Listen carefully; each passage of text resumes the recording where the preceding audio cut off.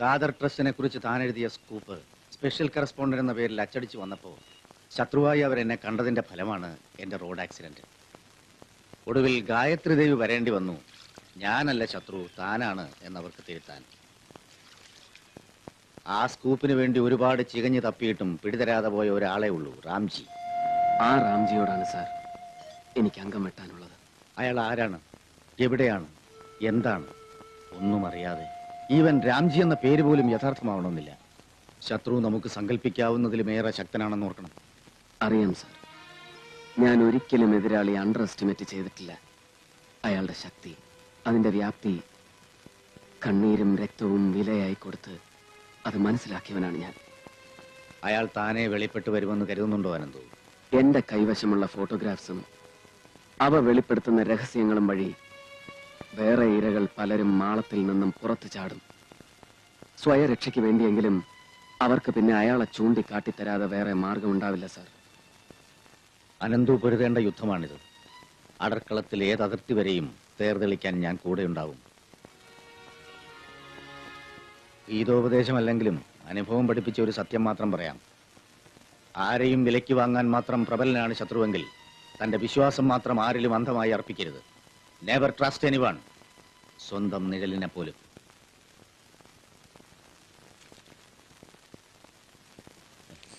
Brilliant Ananthu, simply brilliant. ഇത്രയും വിലപിടിപ്പുള്ള ഒരു സ്കൂപ്പ് ഒരു പത്രപ്രവർത്തകനും തന്റെ പത്രത്തിന് നേടിക്കൊടുത്തു കാണില്ല. ഈ മാറ്റർ ഞാൻ എങ്ങനെയാണ് പ്രയോജനപ്പെടുത്താൻ പോകുന്നതെന്ന് കണ്ടോളൂ. Thank you sir. U deserve A holiday. പോയി റെസ്റ്റ് എടുക്കും സർ.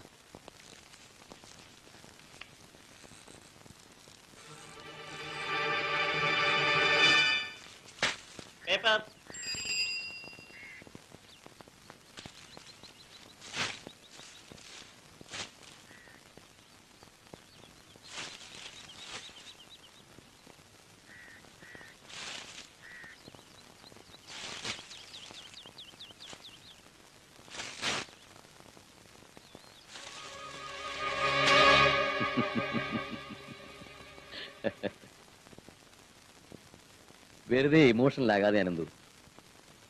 ആ മാറ്ററും ഫോട്ടോഗ്രാഫ്സും ഞാൻ പ്രസിദ്ധീകരിച്ചു എന്ന് വെക്കുക, ഒരു സെൻസേഷൻ ഉണ്ടാവും. ശരിയാണ്, 1,00,000 വരെ ചിലപ്പോൾ സർക്കുലേഷനും കൂടാ, അത്രേ ഉള്ളൂ. ഞാനത് അരിത്തമാറ്റിക്കലി വർക്കൗട്ട് ചെയ്തു ഇൻ ടേംസ് ഓഫ് മണി. പക്ഷെ അതോടൊപ്പം നമ്മൾ ഒരുപാട് പേരെ ശത്രുക്കളാക്കേണ്ടി വരും. വേറാസ് അത് പ്രസിദ്ധീകരിക്കാതിരുന്നാൽ... എനിക്കറിയാം, എന്ത് വില തന്നു അത് വാങ്ങാൻ ആളുകൾ ഉണ്ടാവും. You are right. നമുക്കുണ്ടാക്കാവുന്ന ലാഭത്തിന്റെ 3 ടൈംസ് ഇത് പ്രസിദ്ധീകരിക്കാതിരുന്ന തരാൻ ആളുകൾ ഉണ്ടെങ്കിൽ പിന്നെ വെറുതെ എന്തിന് ആളുകളെ പണക്കണം? Do you get my point? പത്രത്തിനും ലോങ് റണ്ണിൽ അതാണ് നേട്ടം. You don't worry. പത്രത്തിന് കിട്ടുന്ന ലാഭത്തിന്റെ 1/3 ഇതിന്റെ പിന്നിലെടുത്ത സ്ട്രെയിനിന് പ്രതിഫലമായി ആൾ പ്രസിദ്ധപ്പെടുത്താതിരുന്നതിനുള്ള കോമ്പൻസേഷനായി തരാൻ മാനേജ്മെന്റ് തയ്യാറുമാണ്. പ്രതിഫലം, കോമ്പൻസേഷൻ കൊണ്ടുപോയി തന്റെ തന്തയ്ക്ക് കൊടുക്ക്. മിസ്റ്റർ അനന്തു, പീറ പത്രാധിപരെ, ഒരു കെട്ട് കറൻസി നോട്ടുകൾ കൊണ്ട് വിലയ്ക്ക് വാങ്ങാവുന്നതാണെന്ന് കരുതിയോ താൻ? ഞാൻ ഇതിനു വേണ്ടി സഹിച്ച നഷ്ടങ്ങൾ.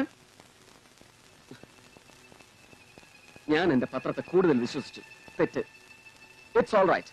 ആ മാറ്ററും ഫോട്ടോഗ്രാഫ്സ് തരൂ, ഞാൻ മറ്റെന്തെങ്കിലും ഓപ്പണിങ്സ് നോക്കിക്കോളാം. നോ, അവരുമായുള്ള ഡീലിലെ ആദ്യത്തെ വ്യവസ്ഥ ആ മാറ്ററും ഫോട്ടോഗ്രാഫ്സും അവരെ ഏൽപ്പിക്കണമെന്നായിരുന്നു.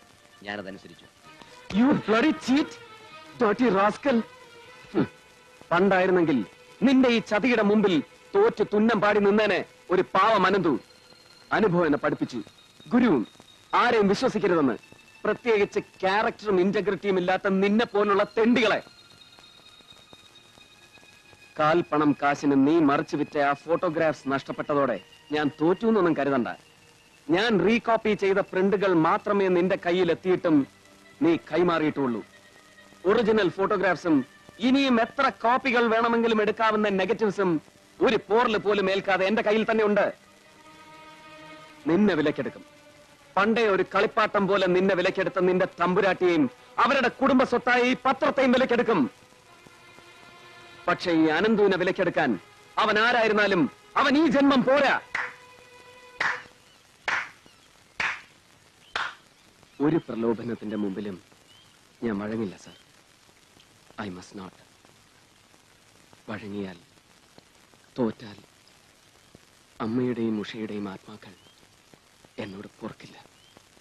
ജേർണലിസത്തിന്റെ ഹരിശ്രീ പോലും അറിയാതെ എന്റെ മുമ്പിൽ പകച്ചു നിന്ന അനന്തു അനുഭവം മൂലധനമാക്കി എഴുതി തെളിഞ്ഞപ്പോൾ ചൂണ്ടിക്കാണിച്ച വഴികളിലൂടെ പ്രതീക്ഷിച്ചതിലും സമർത്ഥമായി ചുവടുവെച്ച് മുന്നേറുന്നത് കണ്ടപ്പോൾ അഭിമാനം തോന്നി. I was feeling proud of you. പക്ഷെ ഇപ്പോ പയറ്റിത്തെളിഞ്ഞ ഒരു പോരാളിയെ പോലെ പ്രപഞ്ചത്തെ മുഴുവൻ വെല്ലുവിളിച്ചുകൊണ്ട് നിവർന്നു നിൽക്കുന്ന തന്നോട് അനന്തു ആരാധന തോന്നുന്നു. I am beginning to adore you. ആവനാഴിയിലുള്ള അസ്ത്രങ്ങൾ അത്രയും ഒരുമിച്ചെടുത്ത് പ്രയോഗിക്കരുത്. നമ്മുടെ ശക്തി അളക്കാൻ അവർക്ക് അവസരം കൊടുക്കരുത്. I understand sir. നമുക്ക് എന്ത് ചെയ്യാൻ കഴിയുമെന്നതിന്റെ സാമ്പിൾ പോലെ ഒരു ചെറിയ ഡോസ്. ആദ്യ ശത്രുവിനെ വിറളി പിടിപ്പിക്കുവാൻ അത് ധാരാളമാണ്. വിരളി പൂണ്ടവൻ തളർന്നു വീഴുമ്പോ മതി അടുത്ത അസ്ത്രം തൊടുക്കുന്നത്.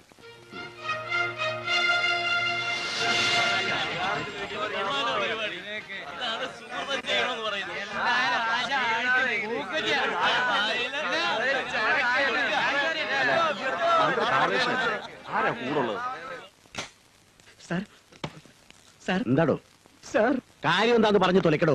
പോയി, മുഴുവനും പോയി സാർ. എന്ത് പോയി? ആകെ കൂടി ഒരു ഇത്തിരി മാനേ ബാക്കി ഉണ്ടായിരുന്നുള്ളൂ. അത് മുഴുവനും ഇതോടെ പോയി സാർ. താൻ വിവരം പറയടോ. സാറും ആ കൊന്നുകളഞ്ഞ അല്ല കാർ ആക്സിഡന്റിൽ ചത്തുപോയ ഗായത്രി തമ്പുരാട്ടിയും കൂടെയുള്ള കൂടെയുള്ള കൂടെയുള്ള കൂടെയുള്ള പോക്കണം കെട്ട കുറെ പടങ്ങൾ സിറ്റി മുഴുവൻ പോസ്റ്റ് ഒട്ടിച്ചു വെച്ചിരിക്കുന്നു. കൊട്ടയ്ക്കാളുണ്ട് സാർ ഓരോന്നിന്റെ ചുറ്റിലും. കണ്ണു വിളിച്ചിൽ കണ്ട് വിളിക്കണോ പോലീസ് കമ്മീഷണറെ? പോലീസുകാരെ വിട്ടാ പോസ്റ്റ് കംപ്ലീറ്റ് എടുത്ത് മാറ്റാൻ പറയേ വേഗം.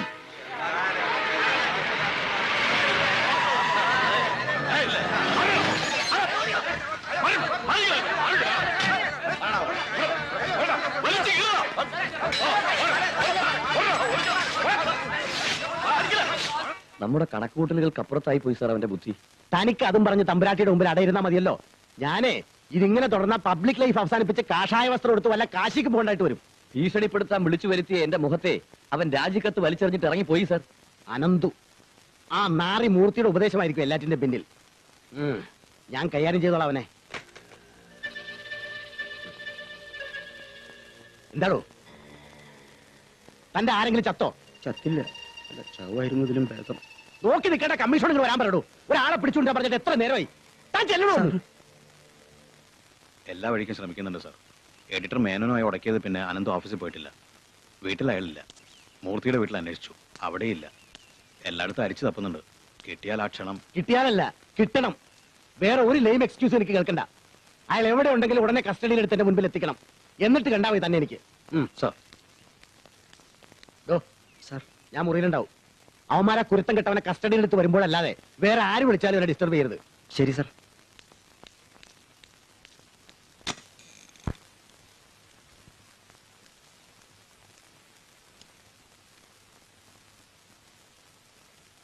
Welcome sir.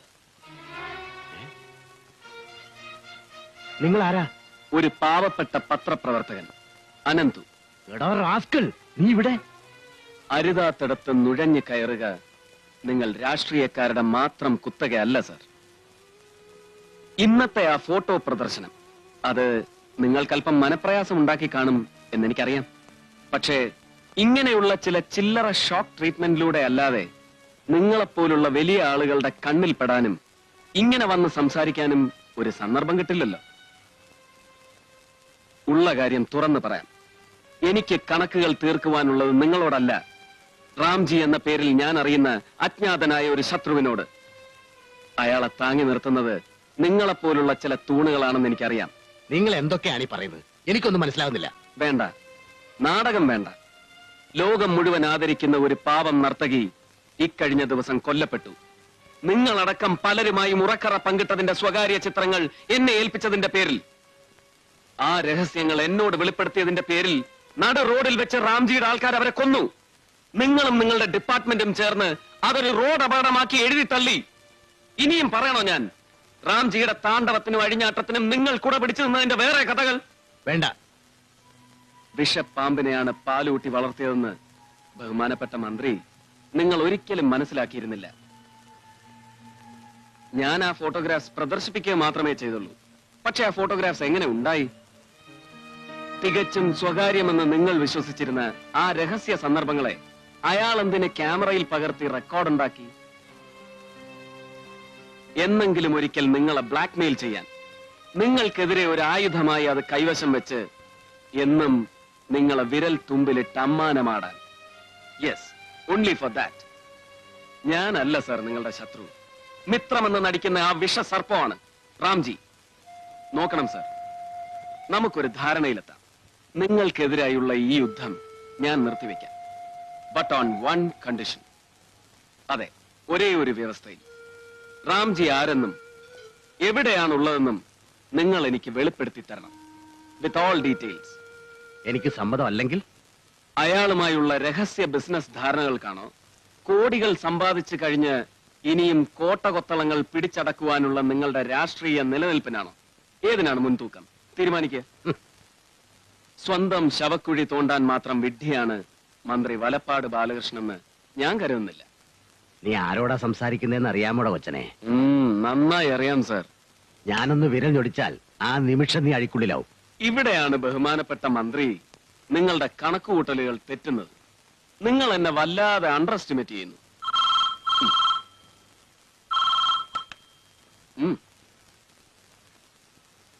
ഹലോ, നിങ്ങൾ ആരാ? നീ അത് മറക്കുവിടാ ബാല.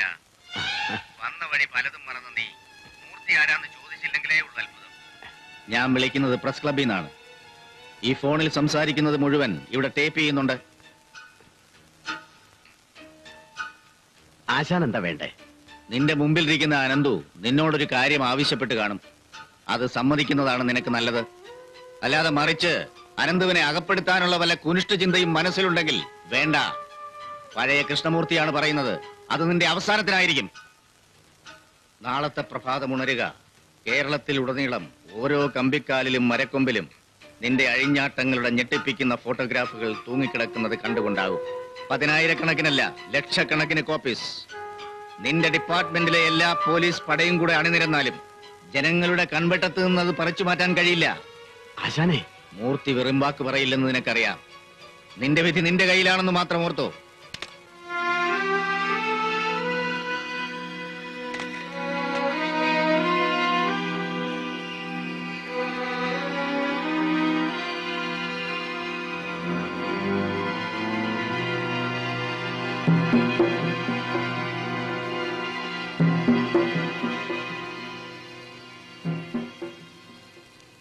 അധികാരത്തിന്റെ ഏണിപ്പടികൾ കയറണമെങ്കിൽ പ്രബലനായ ഒരു സാമ്പത്തിക ശക്തിയുടെ പിൻബലം കൂടിയേ തീരൂ. റാംജിയുടെ ഏതാജ്ഞയും അനുസരിക്കേണ്ടത് എന്റെ ആവശ്യമായിരുന്നു. ബിസിനസ്സുകാരനാണെങ്കിലും റാംജി നല്ലൊരു കലാകാരനായിരുന്നു. നല്ല അസലായിട്ട് തബല വായിക്കും. നൃത്തം അയാളുടെ ഒരു ദൗർബല്യമായിരുന്നു. യൂണിയന്റെ വാർഷികത്തിന് ഗായത്രിയുടെ നൃത്തം അയാൾ കാണാനിടയായി. അവൾ ഒറ്റയ്ക്ക് തന്റെ തബലയുടെ താളത്തിനൊത്ത് നൃത്തം ചെയ്യണമെന്ന് റാംജിക്കൊരു മോഹം. ഈ ഗായത്രിയുടെ ഭർത്താവ് സുദേവൻ എന്റെ യൂണിയനിൽപ്പെട്ട തൊഴിലാളിയായിരുന്നു. അയാൾക്കൊരു മേജർ ഓപ്പറേഷന് പണമില്ലാതെ അവൾ കുഴഞ്ഞു നിൽക്കുന്ന സമയവും. ഓപ്പറേഷൻ കൊണ്ട് സുദേവൻ രക്ഷപ്പെടാൻ അറ്റ്ലീസ്റ്റ് 50% ചാൻസ് എങ്കിലും ഉണ്ട്. ബാക്കി ഈശ്വരന്റെ കയ്യിൽ. പക്ഷേ ഓപ്പറേഷൻ വൈകിക്കുന്ന ഓരോ നിമിഷവും അയാൾ മരണത്തോട് അടുത്തുകൊണ്ടിരിക്കുകയാണ്. ഗായത്രിയുടെ എല്ലാ പ്രോബ്ലംസും എനിക്കറിയാം. പക്ഷേ we have our own limits. നൽകാവുന്ന എല്ലാ കൺസെഷൻസും അനുവദിച്ചാൽ തന്നെ ഒരു 15,000 രൂപയെങ്കിലും ഇല്ലെങ്കിൽ ശരി, വരട്ടെ.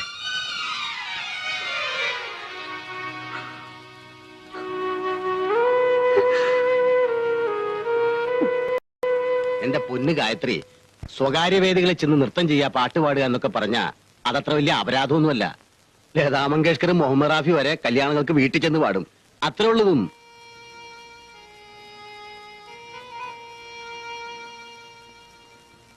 രാംജിക്കൊരാഗ്രഹം. അയാളുടെ തബലയുടെ താളത്തിനൊത്ത് മത്സരിച്ച് നീ നൃത്തം ചെയ്യണം. അയാൾ നല്ലോനാ. നമ്മുടെ ആവശ്യത്തിനുള്ള കാശ് അയാൾ മനസ്സറിഞ്ഞു തരും. സുദേവൻ എനിക്ക് അനിയനെ പോലെയാ. അവൻ രക്ഷപ്പെട്ട് കാണുമെന്ന് എനിക്കും ആഗ്രഹമില്ലേ? Gayathri, you are great. ആദ്യമായിട്ടാണ് ഒരു നർത്തകി എന്റെ വിരലുകളുടെ താളവേഗത്തെ അതിശയിച്ചുകൊണ്ട് ചുവട് വയ്ക്കുന്നത്. നിനക്ക് എന്ത് വേണമെങ്കിലും എന്നോട് ആവശ്യപ്പെടാം. എനിത്തിങ്. രാംജി കൊടുത്ത പണം ആവശ്യം വന്നില്ല.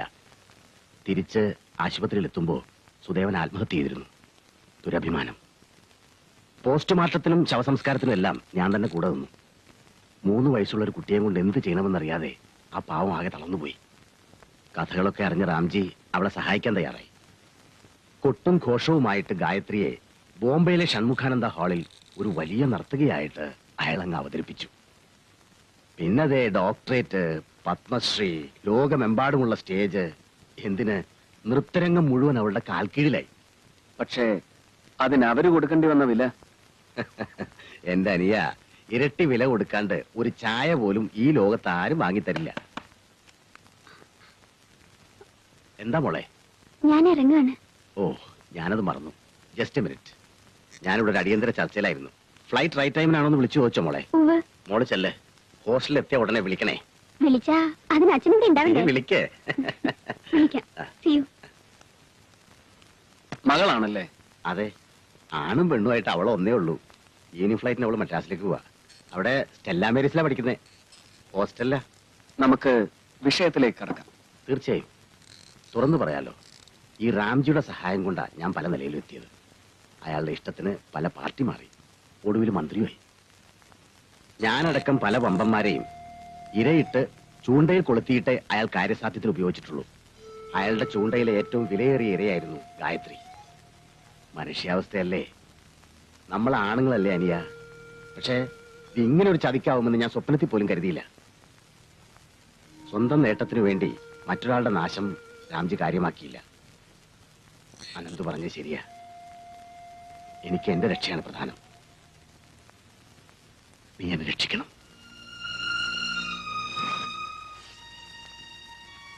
താൻ അറിഞ്ഞതും അറിയാത്തതും അയാളെക്കുറിച്ച് എനിക്കറിയാവുന്നതും എല്ലാം ഇതിനകത്തുണ്ട്.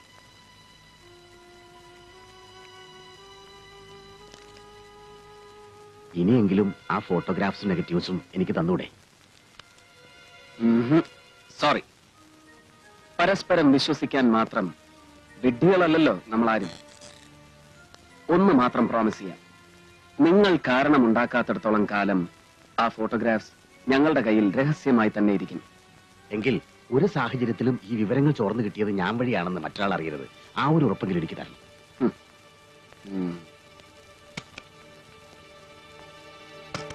എന്നെ ഒറ്റിക്കൊടുക്കാൻ ശ്രമിച്ചപ്പോൾ നീ ഒരു കാര്യം മറന്നു.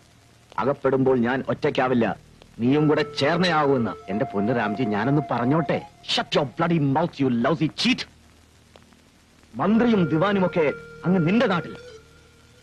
എന്റെ മുന്നിൽ നീ എന്നും ആ പീറ ബാലനാണ്. രാംജി, ആഭ്യന്തര വകുപ്പ് മന്ത്രി ബാലകൃഷ്ണൻ ബോംബെയിൽ കിടന്ന് ഹൃദയസ്തംഭനം മൂലം മരിക്കും. ഡെഡ് ബോഡി ചാർട്ടർ ചെയ്ത ഫ്ലൈറ്റിൽ കൊണ്ടുപോകുമ്പോൾ റീത്ത് വെക്കാൻ ഞാൻ വരും. ഒരുത്തനും എന്നെ തൊടില്ല. അറിയോ നിനക്കത്? അറിയാം. ഗൺ പോയിന്റിന്റെ മുമ്പിൽ അടിയറവ് പറയിച്ച് ഒപ്പിടിക്കുന്നത് പോലെയാണ് എന്നെ കൊണ്ട് അവരത് ചെയ്യിച്ചത്. അവർക്ക് വേണ്ടിയിരുന്നത് രാംജിയാണ്. എന്തെങ്കിലും കുറച്ച് വിവരങ്ങളത് വിട്ടുകൊടുത്തില്ലെങ്കിൽ അന്ന് എന്റെ അന്ത്യമായനെ. എന്നെ ബ്ലാക്ക്മെയിൽ ചെയ്യാൻ രാംജി കാണിച്ച അതിബുദ്ധി കാരണമാണ് ഗായത്രി വഴി ആ ഫോട്ടോഗ്രാഫ്സ് അവരുടെ കയ്യിലെത്തിയതും നമ്മൾ രണ്ടുപേരും ഒരുമിച്ചിപ്പോ വെട്ടിലായതും. ഫോണിലൂടെ പറയാൻ വയ്യാഞ്ഞിട്ടാ ഞാൻ നേരിട്ട് വന്നത്. തിന്ന ചോറിന്റെ കൂറ് ബാലം മറന്നിട്ടില്ല. വേറെ ആരും പറഞ്ഞല്ല, ഞാൻ തന്നെ വന്ന് പറഞ്ഞാണ് രാംജി ഇത് അറിഞ്ഞതെന്ന് നിങ്ങൾ ഓർക്കൂ. ഇത്രയും വിവരങ്ങൾ കിട്ടിയെന്ന് വെച്ചാൽ അവന്മാർ എന്നെ മാത്രം വെറുതെ വിടുമെന്ന് തോന്നുന്നുണ്ടോ? ആ ഫോട്ടോസിന്റെ നെഗറ്റീവ്സ് ഇപ്പോഴും ഉണ്ട് അവരുടെ കയ്യിൽ. ഞാൻ അവരുടെ കംപ്ലീറ്റ് മൂവ്മെന്റ്സ് വാച്ച് ചെയ്യുന്നുണ്ട്. പക്ഷെ അനന്ത് ഒറ്റയ്ക്കല്ല. കൃഷ്ണമൂർത്തി എന്ന് പറയുന്ന ഒരു താപ്പാന ജേർണലിസ്റ്റ് അവന്റെ കൂടെയുണ്ട്. അയാൾക്ക് പത്രക്കാരുടെ നല്ല കോണ്ടാക്ട്സാ.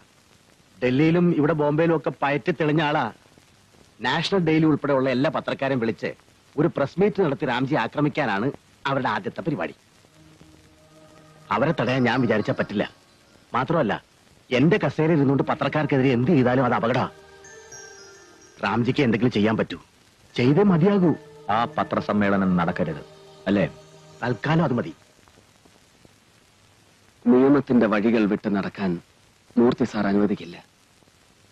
റാംജിയെ ജയിലിൽ അടച്ചതുകൊണ്ട് മാത്രം എന്റെ അമ്മയുടെയും ഉഷയുടെയും ആത്മാവിന് ശാന്തി കിട്ടില്ല മീനു. ജീവന്റെ വില ജീവൻ മാത്രമാണ്. അത് ഞാൻ വാങ്ങിയിരിക്കും. തെറ്റിനെ തെറ്റുകൊണ്ട് തിരുത്താനാവുന്നാണോ? അതെനിക്കറിയില്ല.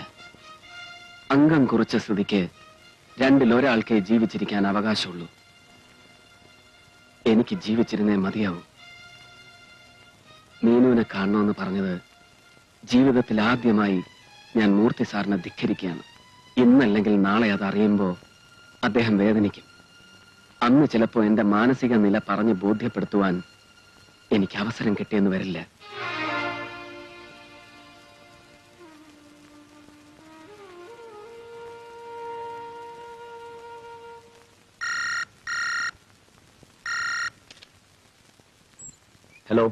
അനന്തു മദ്രാസിലാണ്. കൃഷ്ണമൂർത്തി ഉണ്ട്, ഒറ്റയ്ക്കാണ്. പത്രസമ്മേളനം ഇനി അനൗൺസ് ചെയ്തിട്ടില്ല. പക്ഷേ കൃഷ്ണമൂർത്തി ആയതുകൊണ്ട് അനൗൺസ് ചെയ്യാതെ പെട്ടെന്ന് നിമിഷത്തിൽ നടത്താനും മതി. അനന്തുവിന്റെ ആബ്സെൻസിലോ? മൂർത്തി ആയതുകൊണ്ട് ഉറപ്പു പറയാനും പറ്റില്ല.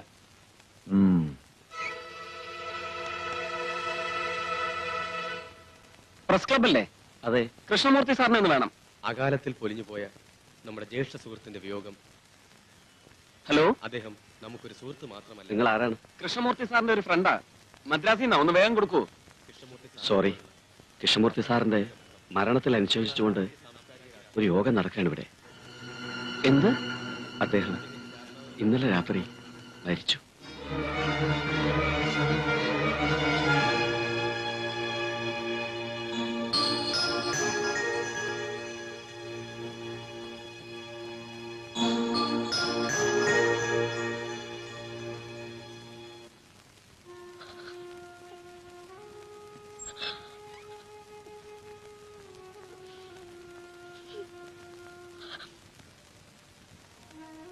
എന്റെ വഴിയും ലക്ഷ്യവും വേറെയാണെന്ന് അന്നേ മൂർത്തി സാറിനോട് തുറന്നു പറയാമായിരുന്നു.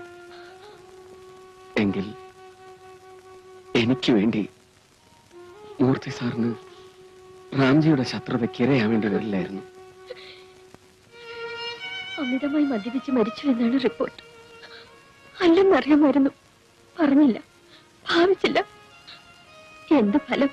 മീനു, കുറ്റബോധം തോന്നേണ്ട സമയമല്ല ഇത്. അന്ന് തെറ്റിന്റെ വഴി തെരഞ്ഞെടുത്തു എന്ന് തോന്നി. തടയാൻ കഴിഞ്ഞില്ലല്ലോ എന്നോർത്ത് ദുഃഖിച്ചു. പക്ഷെ ഇന്ന് എന്റെ അച്ഛൻ കൊല്ലപ്പെട്ടതാണെന്നുള്ള ബോധ്യം മനസ്സിൽ കിടന്ന് നീറുമ്പോ, ഇല്ല, അനന്ത് പറഞ്ഞതാണ് ശരി. ജീവന്റെ വില ജീവൻ തന്നെയാണ്. മീനു, ഉഷയുടെ അമ്മയുടെ ആത്മാവിനും മാത്രമല്ല, എന്റെ അച്ഛന്റെ ആത്മാവിനും കൂടി വേണം ശാന്തി.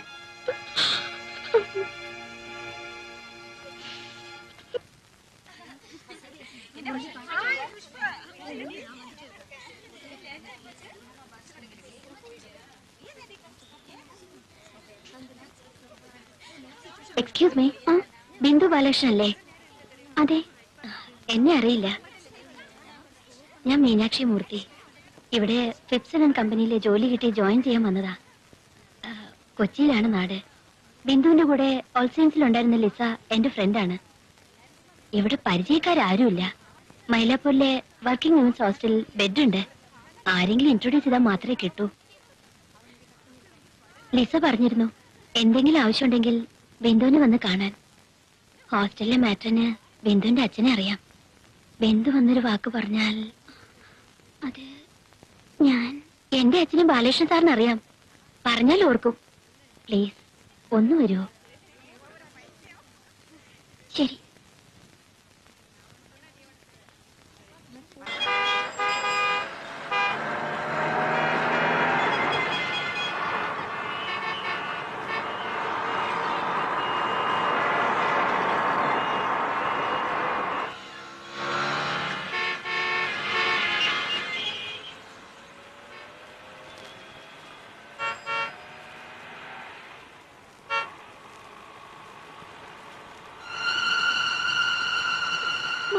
പറഞ്ഞിട്ട് ഇതെവിടേക്കാണ്? തെറ്റിയിട്ടില്ല, പോകേണ്ടിടത്തേക്ക് തന്നെയാണ് പോകുന്നത്.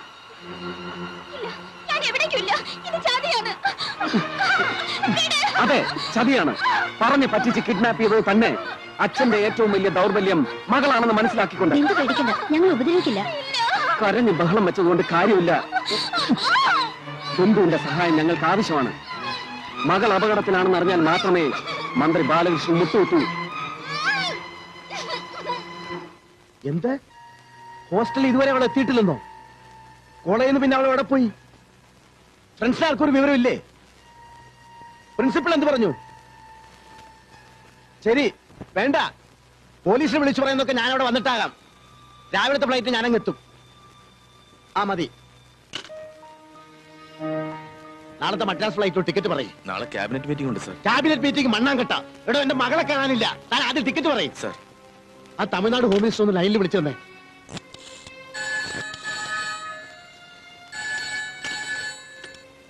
Hello, 1 minute. ആരാ? സർ, മദ്രാസ് നമ്മോടാണെന്ന് തോന്നുന്നു. ഹലോ അച്ഛാ, ഞാൻ ബിന്ദുവാണ്. മോളെ, നീ എവിടെയാ? ഞാനിവിടെ തടവിലാണ്. എന്നെ ഇവര് തട്ടിക്കൊണ്ടു വന്നതാ. അവരാവശ്യപ്പെടുന്നതിന് അച്ഛൻ വഴങ്ങിയില്ലെങ്കിൽ എന്റെ ജീവൻ അപകടത്തിലാണ്. അവരാരാ മോളെ? നീ എവിടെയാ? അവർക്ക് എന്താ വേണ്ടത്?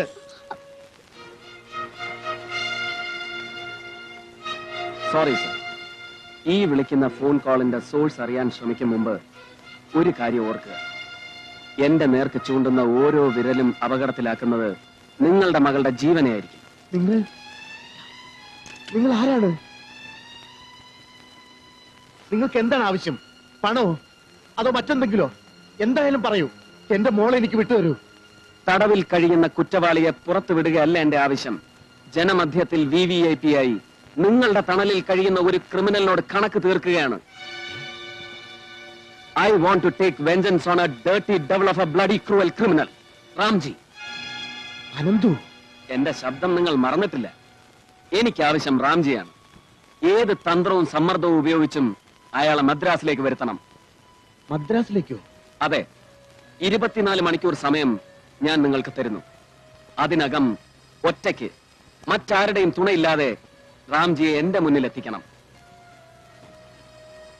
സമയപരിധി തെറ്റിച്ചാൽ, അതിനിടയിൽ പോലീസിനെ രംഗത്തിറക്കിയാൽ, മുമ്പ് കാണിച്ച അതിബുദ്ധിയും ചതിയും ആവർത്തിച്ചാൽ, ഇല്ല, ഒരിക്കലുമില്ല. പുലർച്ചയ്ക്ക് ഞാൻ വീണ്ടും വിളിക്കും. കൃത്യമായ ഒരു മറുപടി എനിക്ക് അപ്പൊ കിട്ടിയിരിക്കണം. ഹലോ ഹലോ,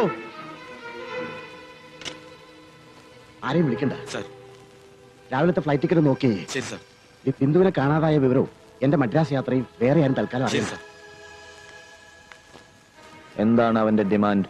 അവൻ ആവശ്യം നിങ്ങളെയാണ് റാംജി. ഏത് തന്ത്രം ഉപയോഗിച്ചെങ്കിലും മദ്രാസിൽ അവൻ പറയുന്ന സ്ഥലത്ത് നിങ്ങളെ ഞാൻ 24 മണിക്കൂറിനകം ഒറ്റയ്ക്ക് എത്തിച്ചു കൊടുക്കണം. അല്ലെങ്കിൽ എന്റെ മകളുടെ ജീവൻ. താനൊന്ന് അപ്സെറ്റ് ആകാതിരിക്കുക. ആദ്യം try to be practical. Ananthu എന്നെ കണ്ടാൽ തിരിച്ചറിയുമോ? അത് ഇല്ല, സാധ്യതയില്ല. എങ്കിൽ കാം ഡൗൺ. അവൻ ആവശ്യം രാംജി അല്ലേ? രാംജി നാളത്തെ ഫ്ലൈറ്റിൽ മദ്രാസിൽ എത്തിയിരിക്കും. ഇനി അവൻ വിളിക്കുമ്പോ എവിടെ എപ്പോ രാംജിയെ എത്തിക്കണമെന്ന് ബുദ്ധിപൂർവം പറഞ്ഞുറപ്പിക്കണം. Ramji, do as I say and leave the rest to me. Good night.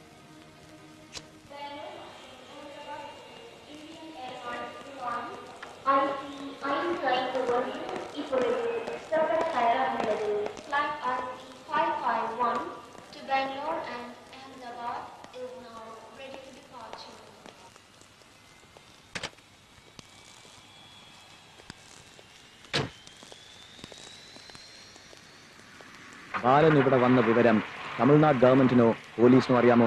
അറിയിച്ചിട്ടില്ല. നന്നായി. ചെട്ടിയാരുടെ പാലസിൽ വെച്ച് മീറ്റ് ചെയ്യാമെന്നല്ലേ അനന്തുവിനോട് താൻ പറഞ്ഞിരിക്കുന്നത്? അതെ. ഗുഡ്.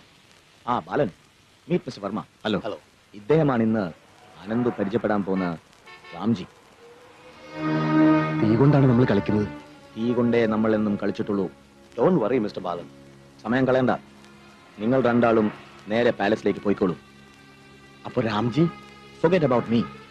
ആദ്യം നിന്റെ മകൾ സുരക്ഷിതയായി തിരിച്ചെത്തട്ടെ. അത് കഴിഞ്ഞാൽ പിന്നെ Ananthu. Leave that to me. വരൂ.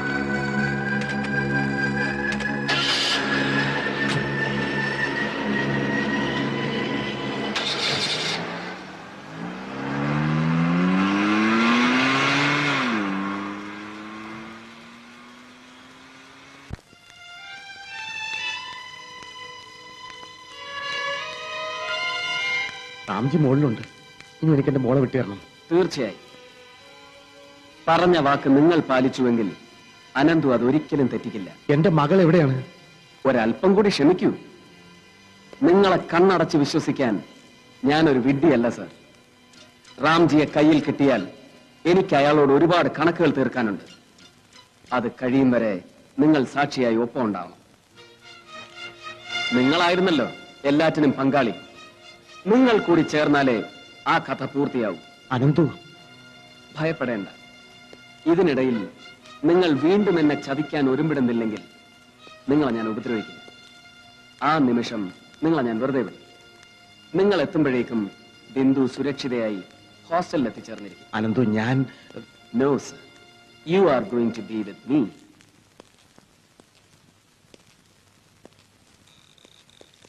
ഹലോ രാംജി. ആ ഹലോ, ഞാൻ അനന്തു. അനന്തു? യെസ് രാംജി സാബ്, അനന്തു. ക്ഷമിക്കണം, നിങ്ങളെ എന്റെ മുന്നിൽ വരുത്തുന്നതിന് നിങ്ങളുടെ ഈ വിശ്വസ്തനായ അനുയായിയെ കരുവാക്കി എനിക്ക് ഇങ്ങനെ ഒരു നാടകം കളിക്കേണ്ടി വന്നു. നമ്മൾ തമ്മിലുള്ള കണക്കുകൾ തീർക്കാൻ മറ്റു മാർഗമൊന്നുമില്ലായിരുന്നു. കണക്കുകൾ തീരുമ്പോൾ നമ്മളിൽ ഒരാളെ അവശേഷിക്കും. വരൂ, അതിനു മുമ്പ് എനിക്ക് നിങ്ങളെ നന്നായി ഒന്ന് പരിചയപ്പെടും. കേട്ടറിഞ്ഞ കഥകളിൽ റാംജിയിൽ വലിയൊരു കലാകാരനുണ്ടായിരുന്നു, എ ബ്രില്യൻ തബലിസ്റ്റ്. എനിക്ക് നിങ്ങളുടെ കലാവിരുദൊന്ന് ആസ്വദിക്കണം. അനേകം സുന്ദരിമാരുടെ ചിലങ്കയണിഞ്ഞ കാൽ ചുവടുകളെ അടിയറവ് പറയിച്ച് റാംജിയുടെ കൈവിരലുകളുടെ അതിശയിപ്പിക്കുന്ന താളവേഗം അവസാനമായി ആസ്വദിച്ച വ്യക്തി എന്ന ബഹുമതി എനിക്ക് അവകാശപ്പെട്ടതായിരിക്കും. Play on it please.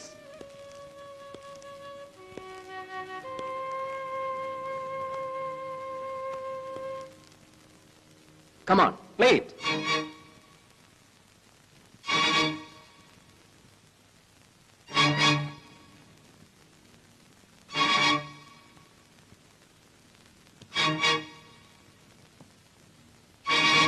Play it, I said.